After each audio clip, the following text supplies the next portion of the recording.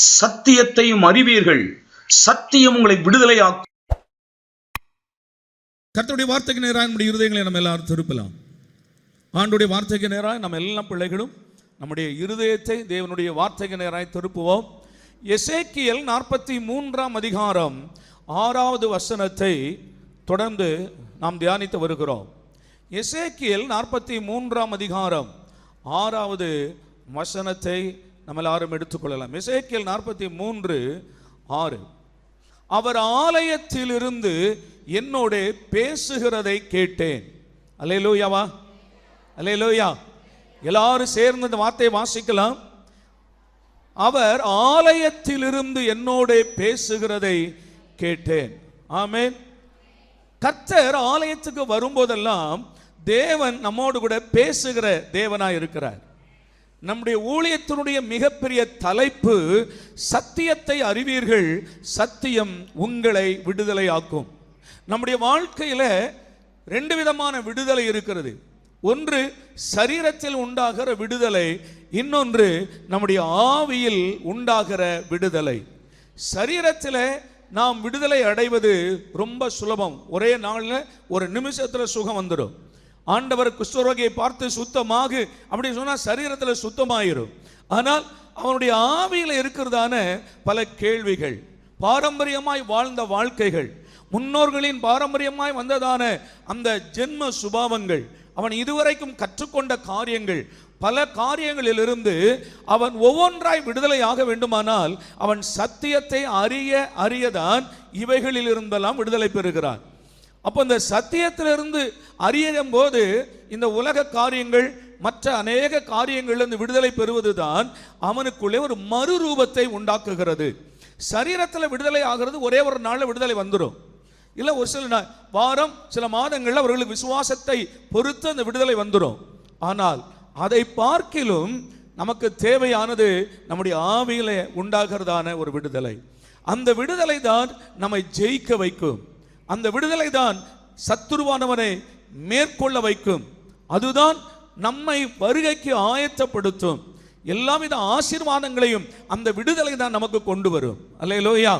ஆகையினால அந்த விடுதலை நம்முடைய வாழ்க்கையில வர வேண்டுமானால் சத்தியத்தை நாம கவனிக்கணும். ஆண்டவருக்கு ஸ்தோத்திரம். அல்லேலூயா. அவர் ஆலயத்தில் இருந்து என்னோட பேசினார். நான் இப்போ கடந்த வாரங்கள் எல்லாம் உங்களுக்கு சொல்லிக்கொண்டே வந்திருக்கிறேன்.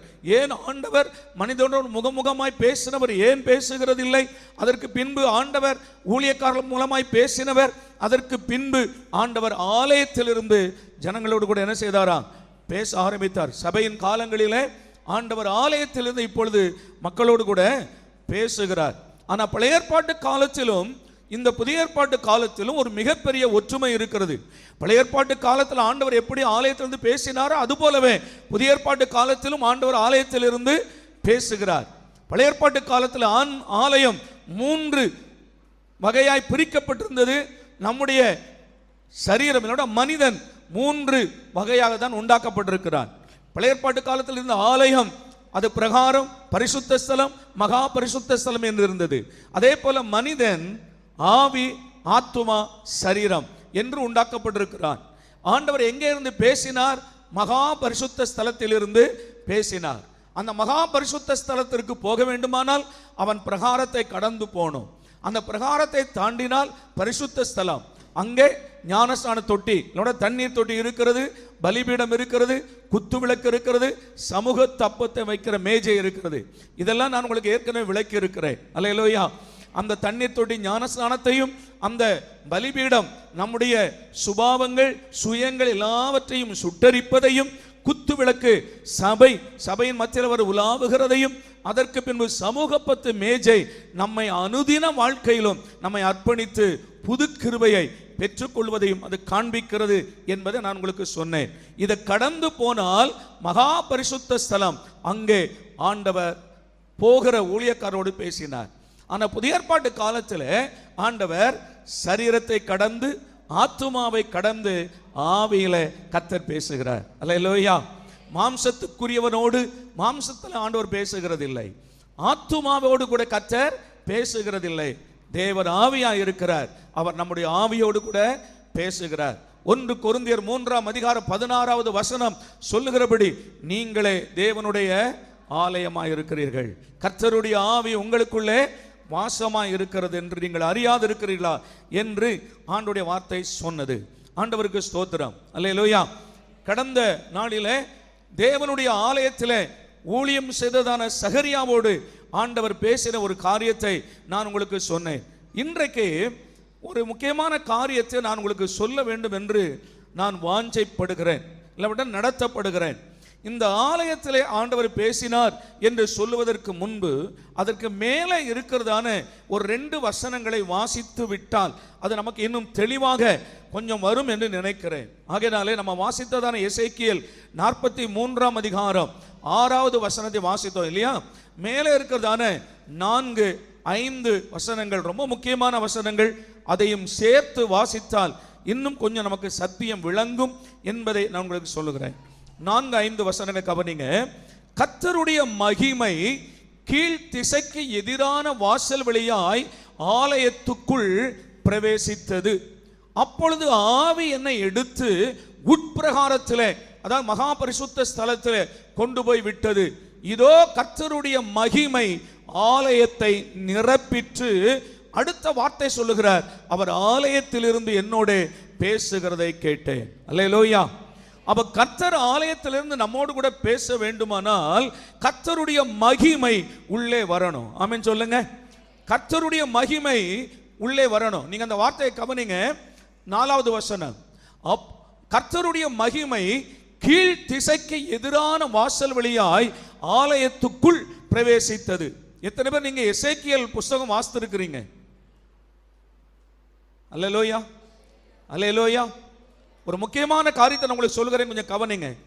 ஏன் கர்த்தருடைய மகிமை கீழ் திசையிலிருந்து வாசல் வழியாய் ஆலயத்துக்குள் வந்தது? அப்படி ஆனால் அதுவரைக்கும் உள்ள என்ன இல்லை? ஆலயத்துக்குள் ஆண்டவருடைய மகிமை இல்லை, ஆலயத்துக்குள்ளே தேவனுடைய மகிமை இல்லை. கர்த்தருடைய மகிமை வெளியே போய்விட்டது. வெளியே போன மகிமை மறுபடியும் அந்த ஆலயத்துக்குள் வந்தது. அப்பொழுது மகிமை ஆலயத்தால் நிரப்பப்பட்டது. அப்பொழுது கர்த்தர் பேசினார். அல்லேலூயா. இந்த சத்தியத்தை கொஞ்சம் நீங்க விளங்கிக் கொள்ள வேண்டும் என்று விரும்புகிறேன். ஆவியானவர் கர்த்தர் அந்த ஆலயத்தில் இல்லை, அந்த ஆலயத்தை விட்டு போய்விட்டார். ஏன் போனார்? இது இன்னைக்கு நமக்கும் அவசியம். ஏன்னா சில நேரங்களில் கர்த்தர் ஆலயம் இருக்கிறது, ஆனா ஆண்டவர் இல்லை. அல்லேலூயா. எருசலேம் தேவாலயம் சாலமோனால் கட்டப்பட்ட பிரமாண்டமான ஒரு ஆலயம் இருந்தது. அந்த ஆலயத்தை குறித்து அவர்கள் ரொம்ப மேன்மை பாராட்டினார்கள். அந்த ஆலயத்திற்காக அவர்கள் ஸ்தோத்திரம், ஒரு பெரிய பெருமை மேட்டிமை அவர்களுக்குள்ள இருக்கும். அந்த அளவுக்கு ஆலயத்தை குறித்து மேன்மை பாராட்டினார்கள். ஆனால் ஆலயம் இருந்தது, ஆனால் கர்த்தர் அங்கே இல்லை. அல்லேலூயா. கர்த்தர் அங்கே இல்லை. கர்த்தர் அங்கே இல்லாதபடினாலே நேபுகாத்நேச்சார் வந்து அந்த மகிமையான ஆலயத்தை இடித்து தள்ளினான். அங்கிருந்து எல்லா பொற்பாத்திரங்களை எல்லாம் அள்ளி கொண்டு போனான். ஆலயத்தை இருந்து எல்லா பொன் வெள்ளி வெண்கலம் எல்லாவற்றையும் அவன் பாபிலோனுக்கு கொண்டு போனான். கடைசியாக ஆலயத்தை நெருப்பினால் சுட்டரித்தான். அல்லேலூயா. உலகம் தேவனை அறியாத மக்களுக்கு ஒரு கேள்வி வரும். ஐயா, நீங்கள் சொல்லுகிற தேவன் தானே பெரிய தேவன் என்கிறீர்கள், கர்த்தர் தானே மகா பெரிய தேவன். அப்படிப்பட்ட தேவன் இருந்த ஆலயம் ஏன் சுட்டரிக்கப்பட்டது? அந்த ஆண்டவர் எங்கே போனார்? சத்துரு அந்த ஆலயத்தை சுட்டரித்து போட்டானே, விக்கிரக ஆராதனை செய்கிறவன் வந்து அதை எரித்து போட்டானே. அப்படியானால் உங்கள் கடவுள் எங்கே போனார் என்ற கேள்வி வரும். ஆண்டவருக்கு ஸ்தோத்திரம். அதை சொன்ன பிறகு இன்றைக்கும் கர்த்தர் ஆலயத்திலிருந்து எப்படி பேசுகிறார் என்பதை சொல்லுகிறேன். ஒரு பெரிய சத்தியம்தான், ஆனாலும் எனக்கு நேரம் போதுமான அளவிற்கு கிடைக்க மாட்டேன் என்கிறது கொஞ்சம் வேக வேகமாய் நான் துரத்துகிறேன். ஆண்டவருக்கு ஸ்தோத்திரம். தேவனுடைய மகிமை இந்த ஆலயத்தை விட்டு எப்படி வெளியே போனது என்பதற்கு அதே எசேக்கியேல் தீர்க்கதரிசன புஸ்தகம், எசேக்கியேல் 8ஆம் அதிகாரம் 6ஆம் வசனம் 6லிருந்து கொஞ்சம் நீங்கள் கவனிக்க கேட்கிறேன். ஆண்டுடைய மகிமை ஏன் போனது? ஏனால் இந்த புதிய ஏற்பாட்டு காலத்தில் இருக்கிற பிள்ளைகளும் இதை குறித்து ரொம்ப கவனமாய் இருக்க வேண்டியது அவசியம். வாசிக்கிறேன். அவர் என்னை நோக்கி, மனுபுத்திரனே, அவர்கள் செய்கிறதை காண்கிறாயா? என் பரிசுத்த ஸ்தலத்தை விட்டு என்னை தூரமாய் போக பண்ணும்படியான இஸ்ரவேல் வம்சத்தார் இங்கே செய்கிற மிகுந்த அருவருப்புகளை காண்கிறாய் அல்லவா, இதிலும் அதிகமான அருவருப்புகளை இன்னமும் காண்பாய் என்று சொல்லி என்னை பிரகாரத்தின் வாசலுக்கு கொண்டு போனார். அப்பொழுது இதோ சுவரில் ஒரு துவாரத்தை கண்டேன். அவர் என்னை நோக்கி, மனுபுத்திரனே, சுவரிலே துவாரமிடு என்றார். நான் சுவரிலே துவாரமிட்ட போது இதோ ஒரு வாசல் இருந்தது. அவர் என்னை பார்த்து, நீ உள்ளே போய் அவர்கள் இங்கே செய்கிற கொடிய அருவருப்புகளை பார் என்றார். நான் உள்ளே போய் பார்த்தபோது இதோ சகலவித ஊரும் பிராணிகளும் அருவருப்பான மிருகங்களுமாகிய இவைகளின் சுரூபங்களும் இஸ்ரவேல் வம்சத்தாருடைய நரகலான சகல விக்கிரகங்களும் சுவரில் சுற்றிலும் சித்திரம் தீட்டப்பட்டிருந்தன. இது எங்கே? ஆலயத்துக்குள்ளே. தொடர்ந்து வாசிக்கிறேன், கவனிங்க. நான் உள்ளே போய் இஸ்ரவேல் வம்சத்தாரின் மூப்பரில் 70 பேரும் அவர்களின் நடுவிலே சாப்பானுடைய குமாரனாகிய எசனியாவும் அவனவன் தன்னன் கையிலே தன் தூபகலசத்தை பிடித்து கொண்டு அவைகளுக்கு முன்பாக நின்றார்கள். தூப விருக்கத்தினால் மிகுந்த புகை எழும்பிற்று. என்னை கவனிக்கணும், இது எங்க நடக்குது? கர்த்தருடைய ஆலயத்துக்குள்ள. கர்த்தருடைய ஆலயத்துக்குள்ள தேவனுக்கு முன்பதாக தூபம் காட்ட வேண்டிய தூப கலசத்தில் இருந்து தூபம் விக்கிரகத்திற்கு தூபம் காட்டினார்கள். இது ஆலயத்துக்குள்ளே நடந்தது. அந்த ஆலயத்துக்குள்ளே நடந்ததுனால தான் ஆண்டவர் சொன்னார், என்னை இந்த ஆலயத்தை விட்டு தூரம் போக பண்ணுகிற அருவருப்பை பார் என்றார். ஆண்டவருக்கு ஸ்தோத்திரம். நல்லா கவனிங்க ஆண்டவருடைய பிள்ளைகளே, அன்றைக்கு தேவாலயத்துக்குள்ள விக்கிரகம் இருந்த போது, விக்கிரக ஆராதனை இருந்தபோது கர்த்தருடைய மகிமை வெளியே போய்விட்டது. இன்றைக்கு நீங்களே தேவனுடைய ஆலயம். இன்றைக்கு நீங்களே தேவனுடைய ஆலயமா இருக்கிறீர்கள். உங்கள் சரீரம் தேவனுடைய ஆலயமா இருக்கிறது. இந்த சரீரத்தை எப்படி வைத்துக் கொள்ளணும்? ஸ்தோத்திரம். இன்னும் சில வசனங்களை நான் அப்படியே கீழே வேகமாய் வாசித்து விடுகிறேன். அப்பொழுது அவர் என்னை நோக்கி, மனுபுத்திரனே, இஸ்ரவேல் வம்சத்தாரின் மூப்பர்கள் அந்தகாரத்திலே அவரவர்கள் செய்கிற விக்கிரகங்களின் சித்திர வினோத அறைகளை செய்து நீ கண்டாயா? கர்த்தர் எங்களை பார்க்கிறதில்லை, கர்த்தர் தேசத்தை கைவிட்டார் என்று சொல்லுகிறார்களே என்றார். பின்னும் அவர்கள் செய்கிற அதிக அருவருப்பான இன்னமும் காண்பாய் என்று அவர் என்னுடனே சொல்லி என்னை கர்த்தருடைய ஆலயத்து வடக்கு வாசலின் நடையிலே கொண்டு போனார். அங்கே தம்மோசுக்காக அழுது கொண்டிருக்கிற ஸ்திரீகள் உட்கார்ந்திருந்தார்கள். அல்லேலூயா. இதோட நான் நிறுத்திட்டு அதுக்கப்புறம் நான் பேசுறேன். கர்த்தருடைய ஆலயத்துக்குள்ள, ஏன்னா இதை நீங்க வாசித்திருப்பீங்க, இது என்னதுன்னு உங்களுக்கு தெரியணும் இல்லையா? அல்லேலூயா. பழைய ஏற்பாட்டு காலத்துல கர்த்தருடைய ஆலயத்துக்குள்ள தம்மூசுக்காக அழுது கொண்டிருக்கிற ஸ்திரீகள் ஆலயத்துக்குள்ளே அழுது கொண்டிருந்தார்கள். யாருக்காக சொல்லுங்க? யார் இல்ல போர்ட பார்த்தா சொல்லுங்க. யாருக்காக அழுது கொண்டிருந்தார்கள்? தம்மூசுக்காக அழுது கொண்டிருந்தார்கள். சொல்லுங்க, யாருக்காக அழுதாங்களா? தம்மூசுக்காக அழுது கொண்டிருந்தார்கள். யார் அந்த தம்மூஸ்? கர்த்தருடைய ஆலயத்துக்குள்ளே தம்மூஸ் எப்படி வந்தது? தம்மூசுக்காக ஏன் அன்றைக்கு பெண்கள் அழுது கொண்டிருந்தார்கள்? ஆண்டவருக்கு ஸ்தோத்திரம். அன்றைக்கு மட்டுமல்ல, இன்றைக்கும் அழுகிறார்கள். சத்தியத்தை கவனிங்க. அன்றைக்கு மட்டுமல்ல, இன்றைக்கும் அழுகிறார்கள். இந்த தம்மூஸ் யார்? எப்படி இந்த தம்மூஸ் இஸ்ரவேல் மக்களை பிடித்தது? ஆண்டவருக்கு ஸ்தோத்திரம். பழைய ஏற்பாட்டு காலத்தில் பாபிலோன், அந்த பாபிலோனிலே ஒரு மனிதன் இருக்கிறான். அந்த பாபிலோன்ல ஒரு மனுஷன் நிம்ரோத், இதை நீங்க வாசித்திருப்பீங்க ஆதியாகமத்தில். நிம்ரோத் என்கிற ஒரு மனிதன் இருக்கிறான். அவன் கர்த்தருக்கு முன்பாக பலத்த வேட்டைக்காரனாக இருந்தான் என்று எழுதப்பட்டிருக்கிறது. அவனுடைய மனைவி, அவனுக்கு ஒரு மகன். ஆண்டவருக்கு ஸ்தோத்திரம். அந்த பையன் பேர் தான் தம்மூஸ். கவனிங்க நல்லா, அந்த பையன் பேர் தான் தம்மூஸ். இவன் 40வது வயதில் வேட்டைக்கு போகும்போது ஒரு மிருகத்தாலே தாக்கப்பட்டு செத்து போறான். மிருகத்தால் தாக்கப்பட்டு செத்து போறான். இவன் செத்த உடனே அவளுடைய தாய் இருக்கிறா இல்லையா, அவளுடைய தாய், என்னுடைய மகன் பாதாளத்துக்கு போயிட்டான், அவனை எப்படியும் நான் திரும்ப கொண்டு வருவேன் என்று 40 நாட்கள் அவளும் அவளோடு சேர்ந்த ஆட்களும் நோன்பு இருக்கிறாங்க. சாப்பிடாம புசியாமல் குடியாமல் 40 நாட்கள் நோன்பு இருக்கிறார்கள். எப்படியாவது என் மகனை நான் கொண்டு வந்து விடுவேன் பாதாளத்தில் இருந்து என்று சொல்லி அவள் நோன்பு இருக்கிறாள். ஆனால் அவன் வரவே இல்லை. இவளும் போய் அவனை கொண்டு வரவும் இல்லை. ஆனால் கடைசியாக அவள் சொல்லுகிறாள், எப்படியாவது என் மகனை நான் கொண்டு வந்து விடுவேன், நீங்கள் 40 நாட்கள் எல்லாரும் என்ன பண்ணுங்க, நோன்பு இருங்க. ஒருவேளை என் பிள்ளை வராட்டாலும் வராட்டாலும் என் மகன் நம்முடைய சந்ததிக்குள்ளே அவன் பிறப்பான் என்று சொல்லி அவளும் செத்து போகிறாள். அல்லேலூயா. இது எங்க உள்ள பாரம்பரியம் கேட்டீங்கன்னா, பாபிலோன் தேசத்தில் உள்ளதான பாரம்பரியமான ஒரு கதை என்னும் சொல்லுகிறார்கள். சிலர் அதை கட்டுக்கதைகள் என்று சொல்றாங்க. ஆனால் நிம்ரத்ங்கிற ஒரு மனுஷன் இருந்தா, அது அந்த காலத்தில் நடந்த ஒரு மூட நம்பிக்கையில் நடந்த ஒரு சம்பவம் என்றும் அதை சொல்லுகிறார்கள். இது பிற்காலத்தில் எதா மாறினது? ஜனங்களுக்குள்ள வருடந்தோறும் அந்த தம்மூசுக்காக அவன் உயிரோட வருவான் என்று இவர் அழுத கூட்டங்கள், உபவாசம் இருந்து நோன்பு இருந்து அழுத கூட்டங்கள் இருந்து கொண்டே இருந்தது. இது பின்னால சபைக்குள்ள எப்படி வந்தது அப்படின்னு கேட்டீங்கன்னா, கிபி 312 கான்ஸ்டைன் ராஜா கிறிஸ்துவுக்கு பிறகு இந்த 312 ஆண்டுகள் வரைக்கும் எந்த சபை இருந்தது? அப்போஸ்தலருடைய சபை தீவிரமாக இருக்கிறது. இப்போ நம்ம ஆராதிக்கிற இதே ஆராதனைகள், இதே சுவிசேஷங்கள், இதே ஆவியின் நிரம்புதல், அற்புதங்கள் நடக்குதல், இது நடந்து கொண்டது 312 வரைக்கும். கிபி 312 கான்ஸ்டைன் ராஜா இயேசுவை ஏற்றுக்கொள்கிறார். நீங்க சரித்திரத்தில் படிச்ச பிள்ளைகளுக்கு தெரியும், சிலுவை போர் என்ன நீங்க படிச்சிருப்பீங்க.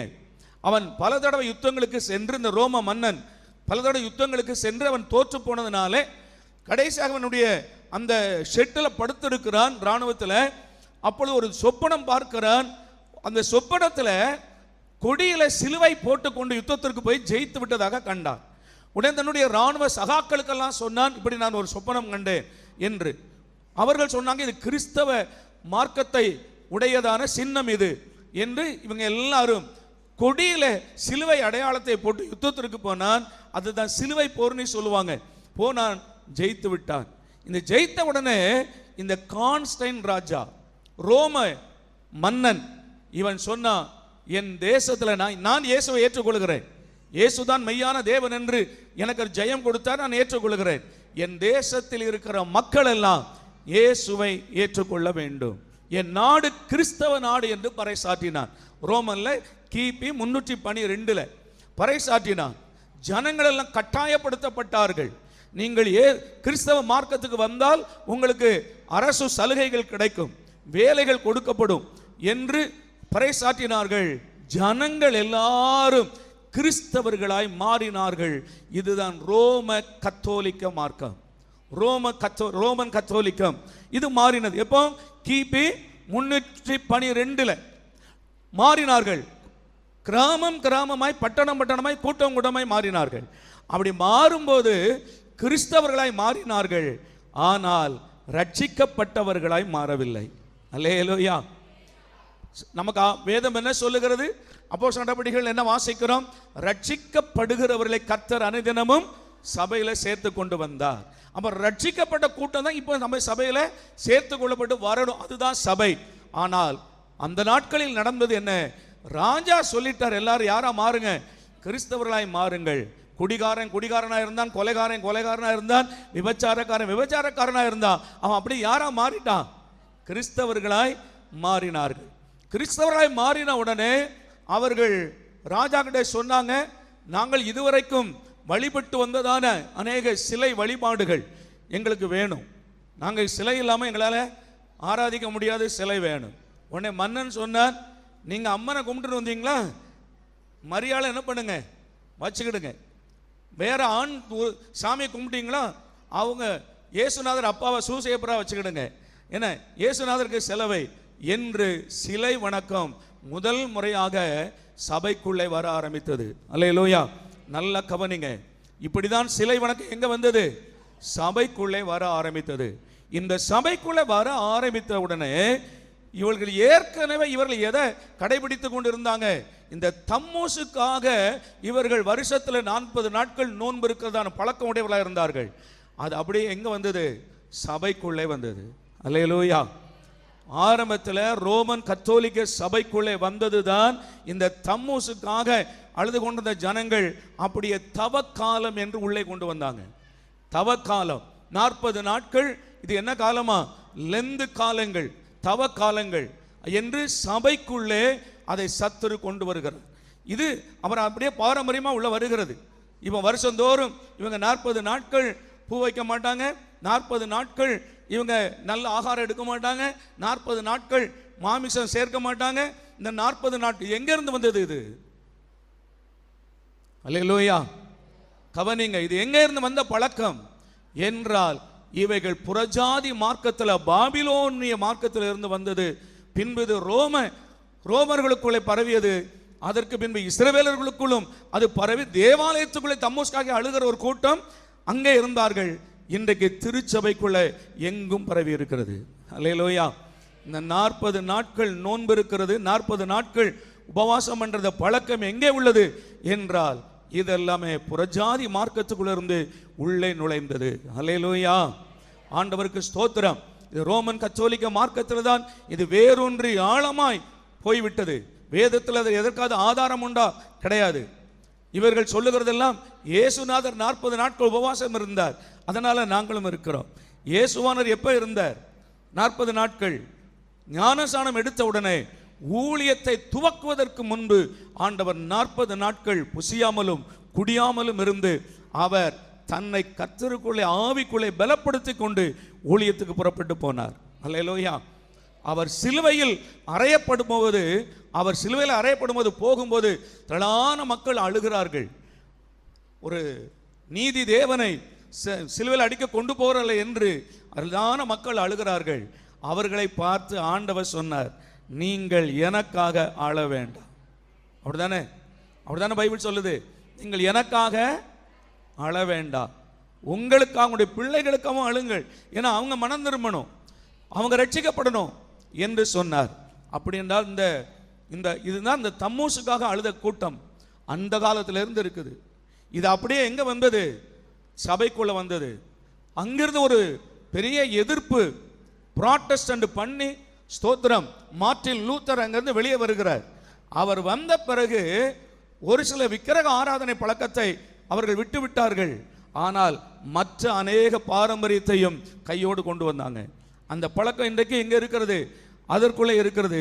இன்னைக்கு அங்க மட்டும் இல்லை, பெந்தேகோஸ்தே சபைக்குள்ளேயும் வந்திருக்கு. அல்லேலூயா சொல்லுங்க. இந்த 40 நாட்கள் உபவாசம் இருக்கணுங்கிற பழக்கம் எங்கே வந்திருக்கிறது? இப்போ அவங்க பூ வைக்க மாட்டாங்க, மாமிசம் சாப்பிட மாட்டாங்க. ஆனால் பெந்தேகோஸ்துக்குள்ளே இப்போ எப்படி வந்துருச்சுன்னா இவங்களும் அந்த 40 நாட்கள் நாமளும் மக்கள் என்ன பண்ணுவோம்? உபவாசத்தில் நடத்துவோம். ஆண்டவருக்கு ஸ்தோத்திரம். நீங்கள் எப்போ வேணாலும் உபவாசம் இருக்கலாம், வருடத்தில் எந்த நாட்கள் உபவாசம் இருக்கலாம். ஆனால் குறிப்பாக இந்த நாட்கள் சிலுவையின் காரியங்களுக்கு முன்னால் 40 நாட்கள் நாங்கள் துக்க நாட்கள், லெந்து நாட்கள் என்றால் நீங்கள் தம்மூசுக்காக அழுகிற கூட்டத்தோடு சேர்ந்திருக்கிறீங்க என்பதை சத்தியத்தின்படி நான் சொல்லுகிறேன். அதுக்கு மேலே உங்கள் விருப்பம், உங்களை கேட்குறவங்களை சொல்கிறேன். இந்த உலகத்தினுடைய விருப்பங்கள். அல்லேலூயா. நான் சத்தியத்தை சொல்ல கடமைப்பட்டிருக்கிறேன். இதுதான் சத்தியம். அவங்க ஏன் தம்மூசுக்காக அழுதார்கள் என்றால் அந்த நாட்களில் நடந்ததான ஒரு சம்பவம். அப்போ இந்த 40 நாட்கள் நாம தம்மூசுக்காக அழணுமா அப்படின்னு கேட்டீங்கன்னா கிடையவே கிடையாது. அப்படி பாரம்பரியமாய் சில ஆட்கள் ஊறி போய் இருக்கிறாங்க. அவங்களுக்கு இந்த 40 நாட்கள் ஏதோ கொஞ்சம் பூலாம் வைக்காம பொட்டுலாம் வைக்காம இந்த 40 நாட்கள் மட்டும் இந்த மலைக்கு போகிற ஆட்கள் இருக்காங்க பாருங்க. இந்த 40 நாள் காப்பு கட்டியிருப்பான். இந்த 40 நாள் காப்பு கட்டிட்டு சாராயம் குடிக்க மாட்டேன்மா. இந்த 40 நாட்கள் மட்டும் அவங்க சாராயம் குடிக்க மாட்டான், பீடி குடிக்க மாட்டான், பாவம் செய்ய மாட்டான். ஆனால் மலையிலிருந்து இறங்கும் போது வரிசையை கடை வச்சிருப்பான், அங்கே அடிச்சிருவான் பாருங்க. அதே புத்தி தான் இன்னைக்கு கிறிஸ்தவத்துக்குள்ள வந்து 40 நாட்கள் ஏதோ கொஞ்சம் நாங்கள் இருக்கிறோம். அதுக்கப்புறம் ஸ்தோத்திரம். இது எங்க உள்ள சத்தியம் கிடையாதுன்னா பரிசுத்த தேவனுடைய சத்தியம் கிடையாது. ஏன்னா நீ 40 நாட்கள் மட்டும்தான் பரிசுத்தமாக இருக்கணுங்கிறது இல்லை, நீ ஒவ்வொரு நிமிடமும் பரிசுத்தமாக இருக்கணும். அல்லேலூயா. ஆண்டவருக்கு ஸ்தோத்திரம். நீங்கள் எசேக்கியேல் புஸ்தகத்தில் இந்த ஆலயத்தை குறித்த ஒரு பிரமாணம் சொல்லப்படுகிறது. அதை வாசிக்கிறீங்களா? ஆலயத்தினுடைய பிரமாணம், அதே 43ஆம் அதிகாரம், எசேக்கியேல் 43ஆம் அதிகாரம், 43ஆம் அதிகாரம் 12வது வசனம் பாருங்க. 12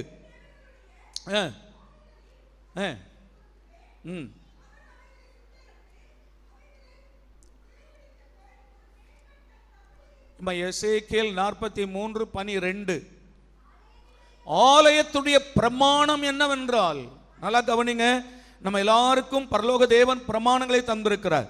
நம்ம எல்லாரும் கை கொள்ள வேண்டிய அநேக பிரமாணங்கள் நமக்கு இருக்கிறது மனிதர்களுக்கு. ஆனா ஆலயத்துக்கு ஒரு பிரமாணம் இருக்கு. நீங்களும் நானும் வந்துங்க ஆராதிக்கிறோமே ஒரு கட்டடம். இந்த ஆலயத்துக்கு ஒரு பிரமாணம் இருக்கிறது. இந்த ஆலயத்துடைய பிரமாணம் என்ன? ஆண்டவருக்கு ஸ்தோத்திரம். காலையில் 5 மணிக்கு நட திறக்கணும், இப்படிலாம் நீங்க செய்யணும், இப்படிலாம் நீங்க பூசை வைக்கணும், இப்படி நீங்க ஆராதிக்கணும் என்று பிரமாணம் இருக்கிறதா? இல்லை. ஆலயத்துக்கு ஒரே ஒரு பிரமாணம் தான் இருக்கிறது. அந்த பிரமாணங்கள் எழுதப்பட்டிருக்கு, கவனிங்க. அந்த பிரமாணம் என்ன? ஆலயத்துடைய பிரமாணம் என்னவென்றால், மலை உச்சியின் மேல் சுற்றிலும் அதன் எல்லை எங்கிலும் மிகவும் பரிசுத்தமாய் இருக்கும். இதுவே ஆலயத்தினுடைய பிரமாணம். அல்லேலூயா. ஒரு ஆலயத்தினுடைய பிரமாணம் எது என்றால் பரிசுத்தமே ஆலயத்தினுடைய பிரமாணம்.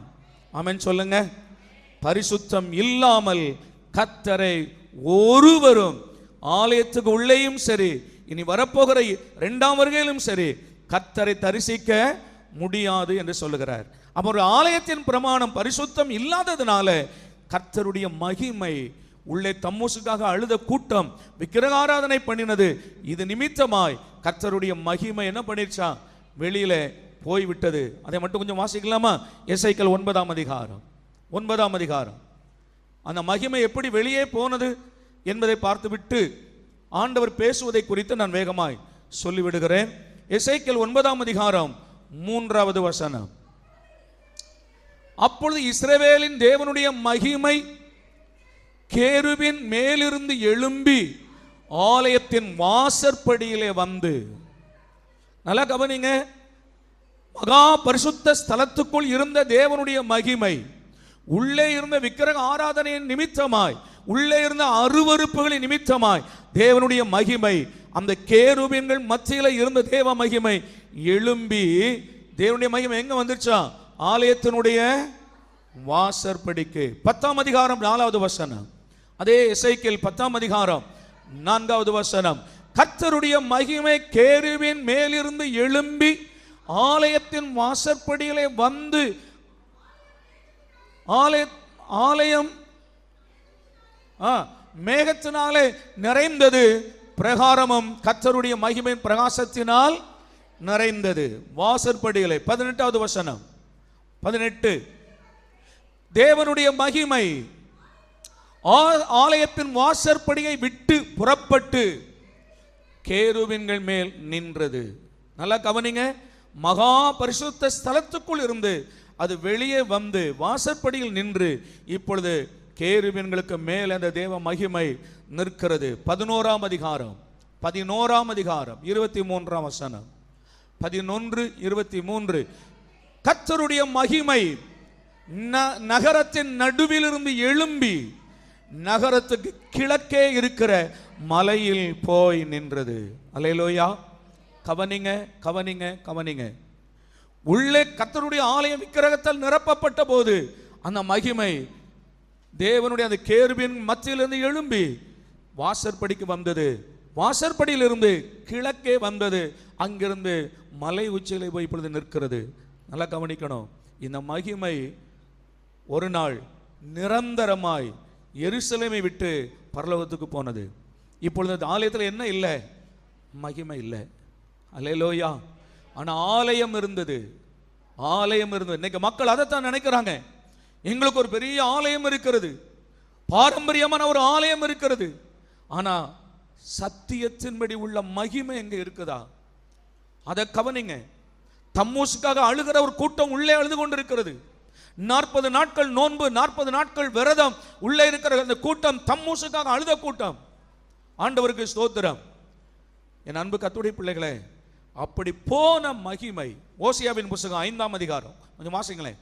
ஓசியாவின் புத்தகம் 5ஆம் அதிகாரம் 6வது வசனம், 15வது வசனம். அவர்கள் கர்த்தரை தேடும்படி தங்கள் ஆடுகளோடும் தங்கள் மாடுகளோடும் போவார்கள், அவரை காண மாட்டார்கள், அவர் அவர்களை விட்டு விலகினார். அல்லேலூயா. போடலாம். 15. அவர்கள் தங்கள் குற்றங்களை உணர்ந்து என் முகத்தை தேடு மட்டும் நான் என் ஸ்தானத்திற்கு திரும்பி போய் விடுவேன், தங்கள் ஆபத்தில் என்னை கருத்தாய் தேடுவார்கள். 9ஆம் அதிகாரம் 12வது வசனம். ஓசியா 9ஆம் அதிகாரம் 12வது வசனம். அவர்கள் தங்கள் பிள்ளைகளை வளர்த்தாலும் அவர்களுக்கு மனுஷர் இராதபடிக்கு அவர்களை பிள்ளைகள் அற்றவர்கள் ஆக்குவேன், நான் அவர்களை விட்டு போகையில் அவர்களுக்கு ஐயோ. அல்லேலூயா. இப்போ ஆலயம் இருந்தது, ஆனா உள்ள என்ன இல்லை? கர்த்தர் இல்லை, மகிமை இல்லை. ஆண்டவருக்கு ஸ்தோத்திரம். அல்லேலூயா, அல்லேலூயா. எது வேணும்? கூடாரமா இருந்தாலும், ஒரு ஓலை குடிசையா இருந்தாலும் அங்கே கர்த்தருடைய மகிமை வேணும். அல்லேலூயா. கட்டடம் அல்ல முக்கியம், ஒரு பெரிய கட்டடம் அல்ல, அங்கே கர்த்தருடைய மகிமை முக்கியம். கர்த்தருடைய மகிமைக்கு பரிசுத்தம் முக்கியம். பரிசுத்தம் இருந்தால் மட்டுமே அங்கே கர்த்தருடைய மகிமை இருக்கும். கர்த்தருடைய மகிமை இருந்தால் அங்கிருந்து தேவன் பேசுவார். சத்தம் அல்லேலூயா சொல்லுங்க. அல்லேலூயா. ஏன் ஆண்டவருடைய சத்தத்தை கேட்க முடியவில்லை? பாரம்பரியமான ஒரு ஆராதனை, பாரம்பரியமான ஒரு வேத வாசிப்பு, எல்லாமே பாரம்பரியம், எல்லாமே சடங்காச்சாரம்.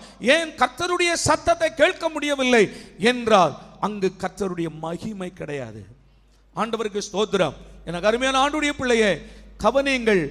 எங்கே பரிசுத்தம் இருக்கிறதோ அங்கே தேவனுடைய மகிமை இருக்கிறது. இந்த காலையில் வந்திருக்கிற பிள்ளைகளுக்கு சொல்லுகிறேன், உன் இருதயம் கர்த்தர் வாழுகிற ஆலயம். நீங்களே தேவனுடைய ஆலயமா இருக்கிறீர்கள். அந்த ஆலயம் பரிசுத்தமாய் இருக்குமானால் உங்களுக்குள்ளே கர்த்தர் வாசம் பண்ணுவார்.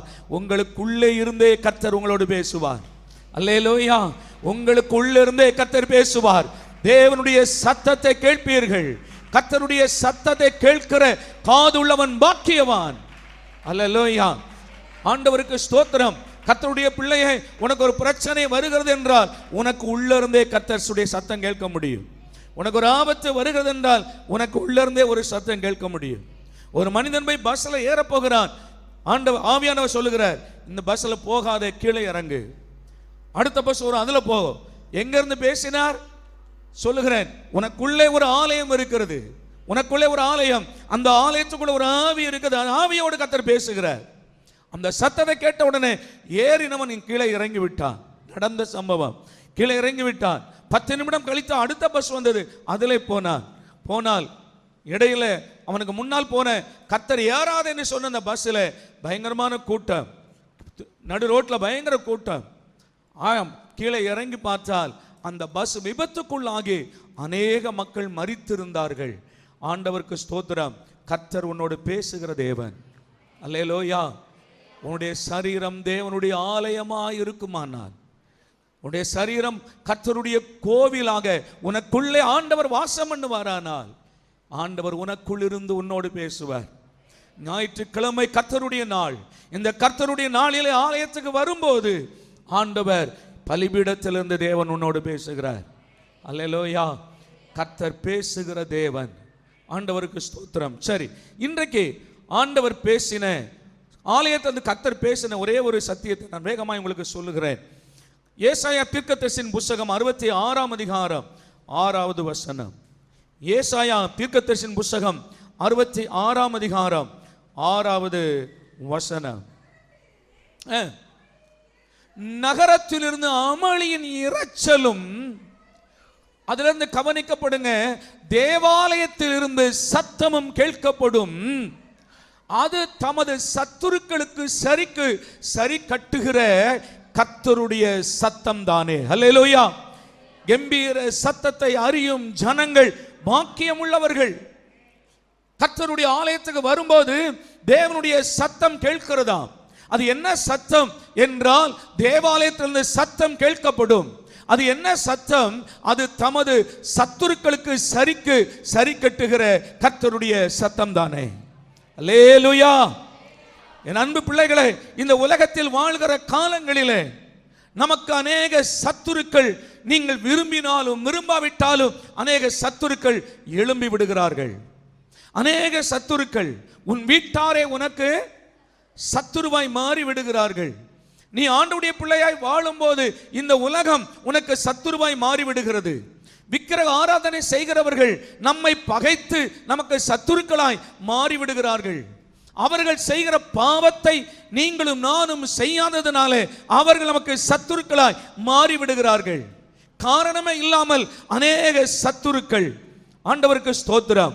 ஒரு மனைவியானவள் தன் புருஷனை பார்த்து, நீ கர்த்தருக்கு பயப்பட மாட்டாயா, கர்த்தருக்கு பயந்து வாழு என்றால் அவன் தன் மனைவிக்கும் பிள்ளைகளுக்கும் சத்துருவாய் மாறிவிடுகிறான். ஒரு மனுஷன் தன் மனைவியை பார்த்து நீ கடவுளுக்கு பயப்படுகிறது இல்லையா, இப்படிப்பட்ட பாவங்களெல்லாம் செய்கிறாயே என்றால் அவள் அவனுக்கு சத்துருவாய் மாறிவிடுகிறாள். ஆண்டவருக்கு ஸ்தோத்திரம். கடந்த நாட்களில் நியூஸ்ல பார்த்திருப்பீங்க, ஒரு ஸ்திரீயானவள் தன் புருஷனை துண்டு துண்டாக வெட்டி அவள் அடைத்து வைத்திருக்கிறாள். இவைகளெல்லாம் ஏன் என்றால், ஏன் எப்படி ஒரு மனைவி சத்துருவாய் மாறினாள்? அல்லேலூயா, கர்த்தருக்கு ஸ்தோத்திரம். என் தேவனுடைய ஆலயத்திலிருந்து ஒரு சத்தம் கேட்கிறது. தேவனுடைய ஒரு சத்தம் கேட்கிறது. அந்த சத்தம் என்ன சொல்லுகிறதா? சத்துருக்களுக்கு சரி கட்டுகிற சத்தம் தானே. உனக்கு சத்துருவாய் இருக்கிறவர்களுக்கு இந்த ஆலயத்தில் வந்து ஆராதிக்கிற பிள்ளையே, கர்த்தர் உன் சத்துருக்களுக்கு சரி கட்டுவார். கர்த்தர் உன் சத்துருக்களுக்கு தேவனே சரி கட்டுவார். ஆமென் சொல்லுங்க. அல்லேலூயா. உங்கள் சத்துருக்களோடு நீங்கள் யுத்தம் செய்ய வேண்டாம். உங்கள் சத்துருக்களோடு நீங்கள் போராட வேண்டாம். உங்கள் சத்துருக்களுக்கு எதிராக நீங்கள் கோர்ட்டில் கேஸ் போட வேண்டாம். உங்கள் சத்துருக்களோடு நீங்கள் போராடாதீர்கள். ஆனால் உங்கள் சத்துருக்களுக்காக யுத்தம் பண்ணுகிற ஒரு கர்த்தர் ஆலயத்திலிருந்து சொல்லுகிறார், உன் சத்துருக்களுக்கு சரி கட்டுதலை நான் செய்வேன். உன் சத்துருக்களுக்கு சரி கட்டுதலை நான் செய்வேன். இதுவே ஆலயத்திலிருந்து வந்த கர்த்தருடைய சத்தம். அல்லேலூயா. எத்தனை பேர் சத்துருக்களால் சூழப்பட்டிருக்கிறீர்கள், சத்துருக்களால் வாழ்ந்து கொண்டிருக்கிறீர்கள். சத்துருக்களுடைய தொல்லையினாலே ஆண்டவரே இந்த சத்துரு என்னை விட்டு போக மாட்டானா என்று எத்தனை பிள்ளைகள் வருத்தப்பட்டு வாழ்ந்து கொண்டிருக்கிறீர்கள். ஆண்டவருக்கு ஸ்தோத்திரம். ஒரு 4 சத்துருவை வேகமாய் சொல்லுகிறேன். ஆண்டவருக்கு ஸ்தோத்திரம். இந்த சத்துருக்களை கர்த்தர் முறியடிப்பார். உன் சத்துருக்களை ஆண்டவர் இந்த ஆலயத்தில் வந்து ஆராதிக்கிற உனக்கு கர்த்தர் உன் சத்துருக்களுக்கு அவர் சத்துருவாய் மாறுவார். நீ மாறாத. ஆமென் சொல்லுங்க. உன் சத்துருக்களுக்கு நீ சத்துருவா மாறாத. உன் சத்துருக்களுக்கு அவர் சத்துருவாய் மாறுவார். உன் சத்துருக்களுக்கு அவர் சரி கட்டுவார். அல்லேலூயாவா. ஒரு 4 சத்துருக்களை பைபிள் வேகமாய் சொல்லிவிடுகிறேன், கடகடன்னு சொல்றேன். 1 பேதுருவின் புத்தகம் 5ஆம் அதிகாரம் 8வது வசனம். 1 பேதுரு 5ஆம் அதிகாரம் 8வது வசனம். தெளிந்த புத்தி உள்ளவர்களாய் இருங்கள், விழித்திருங்கள். ஏனெனில் உங்கள் எதிராளியாகிய என்னுடைய சத்துருவாகிய பிசாசானவன் கெட்சிக்கிற சிங்கம் போல எவனை விழுங்கலாமோ என்று வகை தேடி சுற்றி திரிகிறான். அல்லேலூயா. பிசாசானவன் யாரை போல? நான் 4 போல சொல்றேன். இதுல கவனிங்க. இவன் சிங்கம் போல மட்டும் இல்லை, இன்னும் 4 விதத்துல வருகிறதா பைபிள் சொல்லுது. ஆகையினால இவன் சிங்கம் போல வருகிறானா? காட்டுல இருக்கிறதான சிங்கம் எப்படி மற்ற மிருகங்களை வேட்டையாடுகிறதோ அதுபோல தேவ ஜனங்களை வேட்டையாடுவதற்கு இந்த பொல்லாத பிசாசாகிய சத்துரு சிங்கம் போல வருகிறான். தேவ பிள்ளையே, நான் சொல்கிறேன், பயப்பட வேண்டிய அவசியம் அல்ல. யூத ராஜ சிங்கமா கர்த்தராகிய இயேசுவினுடைய தலையை கர்த்தர் சிலுவையிலே நசுக்கி இருக்கிறார். அல்லேலூயா. இவனுடைய தலை சிலுவையிலே நசுக்கப்பட்டு இருக்கிறது. இவன் எவனை விழுங்கலாமோ என்று கெட்சிக்கிற சிங்கத்தை போல அவன் வகை தேடி சுற்றி திரிகிறான். ஆனால் நீங்களும் நானும் அவருடைய ஜனமாய் கர்த்தருடைய பிள்ளைகளாய் இருக்கிறபடினாலே கர்த்தர் சொல்கிறார், நான் உங்களுக்காய் யுத்தம் பண்ணுவேன், நான் உங்களுக்காய் வழக்காடுவேன். உனக்கு விரோதமாய் ஒரு வழியாய் வருகிறவர்கள் 7 வழியாய் ஓடி போவார்கள். அவன் சிங்கம் போல வருவானே, ஆனால் என் கர்த்தர் சர்வ வல்லவராய் அவனுக்கு எதிரே வருவார். கர்த்தர் ஒரு சிம்சோனாய் வெளிப்படுவார். பால சிங்கத்தை அந்த சிம்சோன் எப்படி கிழித்து போட்டானோ அதுபோல கர்த்தரே கிழித்து போடுவாராக. இல்லாவிட்டால் உன்மேல் தம்முடைய ஆவியை இறங்க பண்ணுவாராக. அதை மேற்கொள்ளத்தக்கதாக உன்மேல் தம்முடைய பரிசுத்த ஆவியை இறங்க பண்ணுவாராக. கர்த்தர் உன்னை கொண்டே உன் சத்துருக்களை அழித்து போடுவாராக. அல்லேலூயா சொல்லுங்க. அல்லேலூயா. கர்த்தருக்கு ஸ்தோத்திரம். 2 முதல்ல சிங்கம் போல. 2 ஏசாயா தீர்க்கதரிசியின் புத்தகம் 59ஆம் அதிகாரம் 19வது வசனம். ஏசாயா 59:19.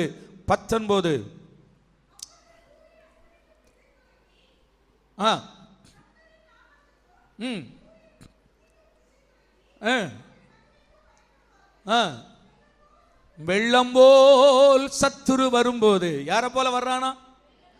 கொஞ்சம் சத்தமா தான் சொல்லுங்களேன். சிங்கம் போல வர்றான். இப்ப இங்க வாசிக்கிறோம், யாரை போல வருகிறான்? எல்லாமே ரொம்ப கொடியது இல்லை. காட்டுல சிங்கமானாலும் கொடியது தான், நாட்டுல வெள்ளமானாலும் கொடியது தான். சத்துரு யாரை போல வருகிறான்? வெள்ளம் போல வருகிறான். ஏனையா வெள்ளம் போல வருகிறான் என்றால் எல்லாவற்றையும் வாரி கொண்டு போகும்படி. ஆண்டவருக்கு ஸ்தோத்திரம். நம்முடைய சமாதானம், சந்தோஷம், ஆசீர்வாதங்கள், சுகம், அவனுக்கு இடம் கொடுத்தீங்க, எல்லாவற்றையும் மாறிட்டு போயிடுவான். ஆமா தானே? அதனால தான் பைபிள் சொல்லுது, பிசாசுக்கு இடம் கொடாதிருங்கள். அவன் யாரை போல வருகிறான்? வெள்ளம் போல வருகிறான். எல்லாவற்றையும் மாறிக்கொண்டு போய் விடுகிறதை போல உனக்குள்ளே இருக்கிற சந்தோஷம், சமாதானம், சுகம், விடுதலை, உன்னுடைய ரட்சிப்பு, அபிஷேகம் எல்லாவற்றையும் கொண்டு போயிடுவான். வெள்ளம் போல கொண்டு போயிடுவான். ஆண்டவருக்கு ஸ்தோத்திரம். இடம் கொடாதே. ஆனால் சத்துரு அப்படி வெள்ளம் போல வரும்போது அதோட வார்த்தை நிப்பாட்டல. அடுத்த வார்த்தை சொல்லுகிறது, கர்த்தருடைய ஆவியானவர் அவனுக்கு விரோதமாய் கொடியேற்றுவார். கைகளை தட்டி ஆண்டுக்கு நன்றி சொல்லுங்க. ஆவியானவர் அவனுக்கு விரோதமாய் கொடியேற்றுவார். அல்லேலூயா. நீ தேவனுடைய பிள்ளையே, கவனிங்கள். நீங்கள் ஆண்டவருக்கு பயந்து வாழ்கிற பிள்ளையா? கர்த்தருடைய வசனத்துக்கு நடுங்கி வாழ்கிற பிள்ளையா? பயப்படாதே. உனக்கு விரோதமாய் சத்துரு வெள்ளம் போல் வரும்போது என்ன செய்யணும்னு தெரியாது. சில நேரங்கள்ல ஆண்டவருக்கு ஸ்தோத்திரம், வெள்ளம் போல வரும்போது என்ன செய்வோன்னு தெரியாதுங்க. அதனால தான் ஏசாயால ஒரு வசனம் இருக்குது, நீ ஆறுகளை கடக்கும் போது நான் உன்னோடு கூட இருக்கிறேன். ஏன்னா அது சில நேரங்களில் பயங்கர வெள்ளமா மாறிடும். ஆமா தானே? பயங்கர வெள்ளமா மாறிடும். ஆனால் கர்த்தர் என்ன பண்ணுவாரா? ஆவியானவர் அவனுக்கு விரோதமாய் கொடியேற்றுவார். அல்லேலூயா. ஏன் கொடியேற்றுகிறாங்க சொல்லுங்க? ஒரு கப்பல்ல ஒரு கொடி பறக்கும். இந்திய கப்பல்னா இந்திய கொடி பறக்கும் இல்லையா? அமெரிக்க கப்பல்னா அமெரிக்க கொடி பறக்கும். ஏனென்றால் நாங்கள் எந்த நாட்டை சேர்ந்தவர்கள் என்பதற்கு அடையாளமாக அங்கே ஒரு கொடி பறக்கும். நான் சொல்றேன், சத்துருவே நீ வெள்ளம் போல வரும்போது இவன் என் மகன் என்று ஆவியானவர் உன்னை கொடியேற்றுவார். சத்தமா கரங்களை தட்டி அல்லேலூயா. இது என் பிள்ளை, அல்லேலூயா, என்னுடைய பிள்ளை, தொடாதே. ஆமென் சொல்லுங்க. அல்லேலூயா. அந்த வெள்ளம் வேறு பக்கமாய் திரும்பும். அல்லேலூயா. தெற்கத்திய வெள்ளத்தை திருப்புகிறது போல, அப்படி இருக்குல்ல பைபிள்ல, தெற்கத்திய வெள்ளத்தை திருப்புகிறது போல ஆவியானவர் கொடியேற்றுவார். இவன் என் பிள்ளம்பர், என் மகன் என்பர். ஆவியானவர் கொடியேற்றுவார். மாத்திரமல்ல, அந்த கொடி ஒரு தேசத்தினுடைய அபிகாரம். ஆமென் சொல்லுங்க. அல்லேலூயா. கடற்கொள்ளைக்காரர்கள் கொள்ளையடிக்க ஒரு சோமாலிய கடற்கொள்ளைக்காரர்கள் ஒரு கூட்டமே இருக்கு. இவங்க வரும்போது அந்த கப்பல் அது எந்த நாட்டை சேர்ந்த கப்பல்னு பார்ப்பாங்க. ஏன்னா கொடி பறக்கும் பாருங்க மேலே. ஆண்டவருக்கு ஸ்தோத்திரம். ரொம்ப இராணுவ பலமுள்ள, அதிகாரம் உள்ள ஒரு நாட்டை சேர்ந்த கப்பல். அந்த கொடியை பார்த்தா கண்டுபிடிச்சிட்டாங்கன்னா விலகி போயிடுவான். அல்லேலூயா. குறிப்பாக அதுவும் அமெரிக்க கப்பல் அப்படின்னு சொன்னா விலகிடுவாங்களாம் பாருங்க. அதை கொள்ளையடிக்க போக மாட்டான். நான் சொல்லுகிறேன், ஆவியானவருடைய முத்திரை, ஆவியானுடைய அதிகாரம் உனக்காக கொடியேற்றப்படுகிறது. நான் என் பிள்ளை, நான் அவன் தேவனாய் இருக்கிறேன் என்று கர்த்தர் கொடியேற்றுகிறார். சத்துரு விலகி போவானாக. அல்லேலூயா. வெள்ளம் போல சத்துரு வரும்போது ஆவியானவர் அவனுக்கு விரோதமாய் கொடியேற்றுகிறார். ஆண்டவருக்கு ஸ்தோத்திரம். மாத்திரமல்ல, இது ஜெயக்கொடி. ஆமென் தானே? சிலுவையில் வெற்றி சிறந்தார். சொல்லுங்க, சிலுவையில் தோற்று போனாரா ஜெயித்தாரா? துக்கம் கொண்டாடணுமா இல்லை சந்தோஷமா இருக்கணுமா? ஏன் தான் அறியாமையில் ஜனங்கள் இப்படி குருட்டாட்டமாய் நடக்கிறாங்கன்னு தெரியல. கர்த்தர் சிலுவையில் வெற்றி சிறந்தார். நீங்களும் நானும் துக்கம் கொண்டாடுவதற்காக அல்ல, வெற்றியை கொண்டாடுவதற்காக. ஆண்டவருக்கு ஸ்தோத்திரம். அப்ப கொடி எதை சொல்லுகிறது? வெற்றி கொடி. ஆமா, நான் சிலுவையிலே வெற்றி சிறந்தேன் என்பதை கர்த்தர் அடையாளமாய் காண்பிக்கிறார். சரி, 2 வெள்ளம் போல வருகிறார். 3 நேரம் ஆயிடுச்சு, கொஞ்சம் வேகமா சொல்லிடுறேன். 3 சர்ப்பத்தை போல வழியில் கிடக்கிறானா. யாரை விழுங்கலாம் என்று, இல்லாவிட்டால் யாரை கொத்தலாம் என்று வழியில சர்ப்பத்தை போல கிடக்கிறான். ஆண்டவருக்கு சோதரம். என் அன்பு பிள்ளைகளுக்கு நான் சொல்லுகிறேன், எந்த வலு சர்ப்பத்தை கண்டு பயப்படாதீங்க. கர்த்தர் ஏற்கனவே அதன் தலையை சிலுவையில் நசுக்கி இருக்கிறார். அவர் நசுக்கிறது மட்டுமல்ல, நமக்கும் அதிகாரம் தருகிறார். அவர் சொல்லுகிறார், நான் அதிகாரமுடையவராய் இருக்கிறது போல நீங்களும் அதிகாரமுடையவராய் இருப்பதற்கு ரோமர் 16ஆம் அதிகாரம் 20வது வசனம் சொல்லுகிறது, சமாதானத்தின் தேவன் சாத்தானை சீக்கிரமாய் உங்கள் காலின் கீழே நசுக்கி போடுவார் என்று. ஆமென். அப்போ மூன்றாவது யாரை போல வருகிறானா? சர்ப்பத்தை போல வருகிறான். ஆண்டவருக்கு ஸ்தோத்திரம். அவனுடைய விஷத்தை நம்மிலே கக்கும்படி வருகிறான். கர்த்தருக்கு ஸ்தோத்திரம். நான் சொல்லுகிறேன், அவனுடைய தலையை மிதித்து போடுங்கள். ஆமென். வலு சர்ப்பத்தை மிதிப்பாய். 91ஆம் சங்கீதம் சொல்லுகிறது, பால சிங்கத்தின் மேல் நடந்து வலு சர்ப்பத்தையும் மிதித்து போடுவாய். அப்ப நான் சொல்றேன், ஆண்டுடைய பிள்ளைகள், சத்துரு இப்படி வரலாம், ஆனா என்ன பண்ணாதீங்க, பயப்படாதீங்க. கர்த்தர் ஆலயத்திலிருந்து பேசுகிறார், சத்துருக்கு சரிக்கு சரி கட்டப்படும். ஆமென். அல்லேலூயா. நாலாவது தான் கஷ்டம். இப்போ முதல்ல நான் சொன்னேன், முதல்ல யாரை போல வருகிறான்? சிங்கத்தை போல வருகிறான். இரண்டாவது வெள்ளத்தை போல வருகிறான். மூன்று சர்ப்பத்தை போல வருகிறான். நான்காவது மனுஷனை போல வருவான். அவன் ஒளியின் தூதனின் வேஷத்தை தரித்து கொள்வானே, மனுஷனை போல வருவான். இதுதான் அடையாளம் கண்டுபிடிக்கிறது ரொம்ப கஷ்டம். அல்லேலூயா. ஆண்டவருக்கு ஸ்தோத்திரம். ஆனால் உங்களுக்குள்ளே ஆவியானவர் இருப்பாரானால் கர்த்தர் உங்களுக்கு அடையாளம் காட்டி தருவார். யாருக்குள்ள அசுத்த ஆவியினாலே இவர்கள் நடத்தப்படுகிறார்கள் என்று கர்த்தர் உனக்கு அவனை அடையாளம் காட்டி தருவார். வாலிப பிள்ளைகள் எல்லாரும் கவனமாக கவனிங்க, காட்டி தருவார். ஆண் கவனிங்க. ஸ்தோத்திரம். மனிதர்கள் மூலமாய், ஸ்தோத்திரம், மொபைல் மூலமாய், லவ் லெட்டர் மூலமாய், காதல் மூலமாய், மனிதனுடைய அன்பு என்பதின் மூலமாய் பிசாசு ஏதோ ஒரு வழியில மனுஷன் மூலமாய் மனுஷனை போல வருகிறான். நீ முதலையாவது சிங்கத்தை போல வருவான், எதிர்த்துருவ, ஏன்னா உனக்கு அடையாளம் தெரியும். ரெண்டாவது வெள்ளம் போல வருவான், அதுவும் நமக்கு அடையாளம் தெரியும். மூன்று சர்ப்பத்தை போல வந்தாலும் அடையாளம் தெரியும். ஆனால் நான்காவது உன்னை போலவே ஒரு மனுஷனாய் வருவான். அல்லேலூயா.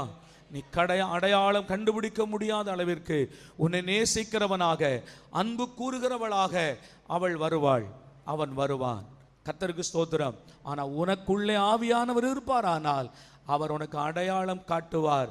இவன் தவறானவன் என்று சொல்லுவார், இவள் தவறானவள் என்று உனக்கு அடையாளம் காட்டுவார். நீ அவரை கண்டு விலகி போக முடியும். இல்லாவிட்டால் அவனுடைய கண்ணில சிக்கி போவோம். அல்லேலூயா. அப்போ ஆலயத்துக்கு வரும்போது ஆவியானவர் என்னோடு கூட பேசுகிறார். இவன் பேசுறாரா? அல்லேலூயா. அதற்கு தான் வாரம் எங்க வந்துடணும்? தேவ சமூகத்தில் வந்துடணும். எவ்வளவு வேலைகள் இருந்தாலும் ஆண்டவருடைய சமூகத்தில் ஓடி வந்துடணும். கர்த்தர் ஆலயத்திலிருந்து பேசுவார். ஆண்டவருக்கு ஸ்தோத்திரம். இப்போ ஒரு நாளைக்கு 10 தடவையா சில போன் வரும். போன் வந்தா, சார் உங்களுக்கு கிரெடிட் கார்டு வந்திருக்கு, நீங்க 1 லட்சம் ரூபா கூட நீங்க அதில் எடுத்துக்கிடலாம். நான் ஒரு நாள் கேட்டேன், உங்க இதுல இருந்து நான் வாங்கிக்கிடுறேன், ஆனா நீங்க அடைச்சிருவீங்களா அப்படின்னு. போங்க சார். என்ன அப்புறம் ஏமா உயிரை வாங்குறீங்க, வைமக்களை என்ன கடனாளியை ஆக்காம விட மாட்டீங்க எங்களை அப்படின்னு சொன்னேன். அதுக்கப்புறம் வர்றதில்லை ஃபோன். நல்லா கவனிங்க, எத்தனை ஃபோன் இல்லையா, எத்தனை மெசேஜ் பார்த்தீங்கன்னா ஆன்லைனில். இப்போ நீங்கள் சார் இந்த நம்பரை தட்டுங்க, உங்கள் அக்கௌண்ட்டில் உடனே 10,000 ரூபா வரும், பணம் வேணுமா உடனே சொல்லுங்க. எதுக்கு? 10,000 ரூபா வாங்கினீங்கன்னா அப்புறம் நீ 1 லட்சம் ரூபா கட்டாமல் உன்னால் வெளியே வர முடியாது. அல்லேலூயா. உன்னை சிக்க வைக்கிறதற்கு பிசாசு எத்தனையோ ரூபத்தில் வருகிறான். அதற்கு தான் நீ ஆலயத்துக்கு வந்தீன்னா, கர்த்தருடைய வார்த்தையை கேட்டீன்னா நீ தப்பிக்கொள்வாய். அல்லேலூயா. எந்த ரூபத்தில் பிசாசு வந்தாலும் சரி, உனக்குள்ள ஆவியானவர் இருப்பாரானால் அவர் அடையாளம் காண்பித்து தருவார். ஆமென். ஸ்தோத்திரம். அப்போ நான் சொல்லுகிறேன், அவர் ஆலயத்திலிருந்து என்னோடு கூட பேசினார். என்ன பேசினார்? உன் சத்துருக்களுக்கு சரிக்கு சரி கட்டப்படும். ஆமென் சொல்லுங்க. வேகமா எழுப்பி நிற்கலாம். ஆண்டவரே உமக்கு நன்றி கர்த்தாவே. இந்த நாளிலும் ஆராதனைக்கு வந்திருக்கிற எல்லா பிள்ளைகளுக்காய் கரங்களை உயர்த்தி ஆண்டவரே, இன்று கர்த்தர் என்னோடு பேச வேண்டும் என்று வந்த ஒவ்வொரு பிள்ளைகளுக்கும் நான் சொல்லுகிறேன், கர்த்தர் உங்களோடு பேசி இருக்கிறார். உன் சத்துருக்களுக்கு நான் சரிக்கு சரி கட்டுவேன் என்று கர்த்தர் சொல்லி இருக்கிறார். உன் சத்துருவை குறித்து நீ கலங்காதே, உன் சத்துருக்களை குறித்து பயப்படாதே. கர்த்தரே உன் சத்துருக்களுக்கு சரி கட்டுவார். ஹல்லேலூயா, ஹல்லேலூயா, ஹல்லேலூயா, ஹல்லேலூயா. அபிஷேகம் பண்ணப்பட்ட தாவீதுக்கு எதிராக சவுல் சத்துருவாய் மாறினான். ஆனால் சவுலை தாவீது ஒன்றுமே செய்யல. தாவீதின் கையில் ஆண்டவர் ஒப்பு கொடுத்த போதிலும் தாவீது தன் கையை நீட்டவில்லை. ஆனால் தாவீதின் சத்துருக்களுக்கு கர்த்தரே சத்துருவாய் மாறி சரிக்கு சரி கட்டினார், பழிக்கு பழி வாங்கினார். தேவ பிள்ளையே, உன் சத்துருவை குறித்து பயப்படாதே. அவன் சிங்கம் போல வரலாம், வெள்ளம் போல வரலாம். ஆனால் உன் பக்கத்தில் ஆவியானவர் எழுந்து நிற்கிறார். உன் அருகாமையில் ஆவியானவர் எழுந்து நிற்கிறார். நீ அவருடைய சத்தத்திற்கு செவி கொடுத்து நீ வாழ்வாயானால், என் அன்பு மகனே, மகளே, இன்று கர்த்தர் உனக்கு சொல்லுகிறார், உன் சத்துருக்களை நான் முறியடிப்பேன். உன் சத்துருக்கள் சிதறடிக்கப்படுவார்கள். உன் சத்துருக்கள், உனக்கு விரோதமாய் எழும்பி இருக்கிற சத்துருக்களை நான் முறியடிப்பேன் என்று கர்த்தர் சொல்லுகிறார். நீ தேடியும் காணாதிருப்பாய்.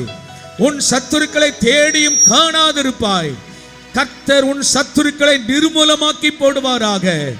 அல்லேலூயா, ஓ ஜீசஸ், ஆமென், ஆமென், ஆமென். இதோ உன் பக்கத்தில் ஆவியானவர் நின்று உன் அருகாமையில அவர் கொடியேற்றுகிறவராய் இருக்கிறார். இது என்னுடைய மகன், மகள் என்று அவர் உன் அருகாமையில் கொடியேற்றுகிற தேவனாய் இருக்கிறார். அவன் ஒரு பக்கத்திலே உனக்கு துணையாய் எழும்பி நிற்கிறார். மகனே, அல்லேலூயா. ஜெயம் கொடுக்கிற ஆண்டவர் உன் அருகாமையில் இருக்கிறார். நீ பயப்படாதே, நீ பலம் கொண்டு திடமனதாயிரு. அவர் உன்னோடு கூட இருக்கிறார். அவர் உன்னை விட்டு விலகுவதும் இல்லை, உன்னை கைவிடுவதும் இல்லை. நீ ஆறுகளை கடக்கும் போது அவர் உன்னோடு கூட இருப்பார். அவைகள் உன்மேல் புரளுவது இல்லை. கர்த்தர் உன்னோடு கூட இருக்கிறார். அல்லேலூயாமா, ஸ்தோத்திரம். எல்லாரும் கரங்களை உயர்த்தி, ஆண்டவரே, நீர் என்னோடு கூட இருக்கிறதுக்காய் ஸ்தோத்திரையா.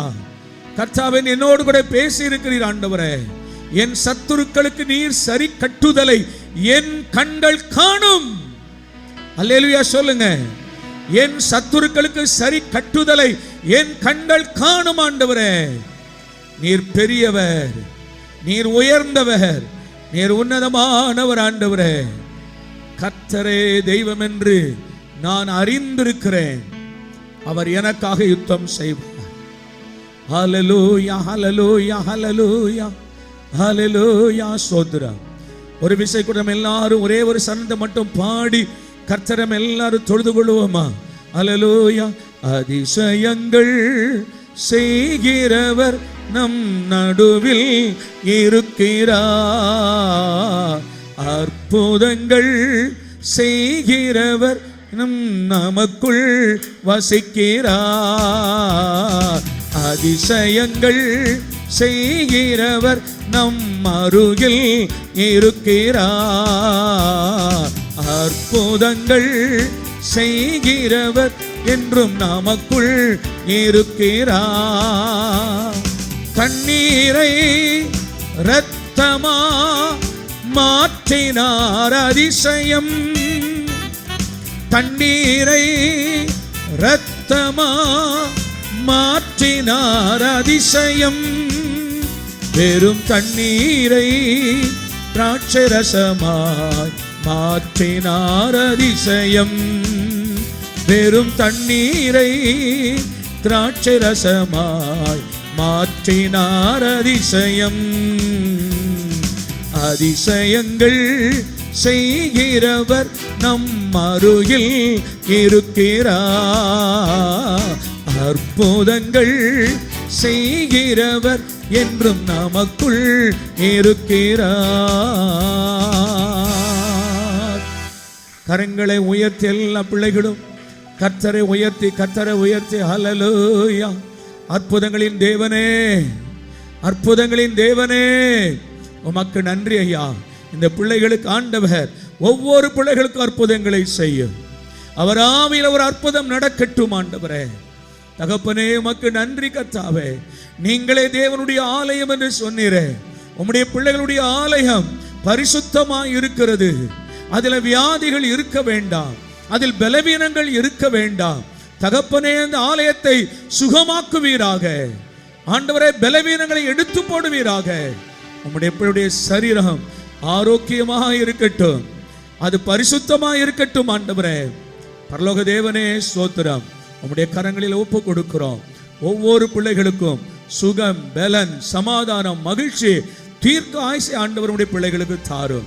பலவீனத்தோடு யாராவது இருந்திருப்பார்களே ஆனால் இன்றைக்குடைய சரீரத்தை கர்த்தர் சுகமாக்கி அனுப்புவீராக.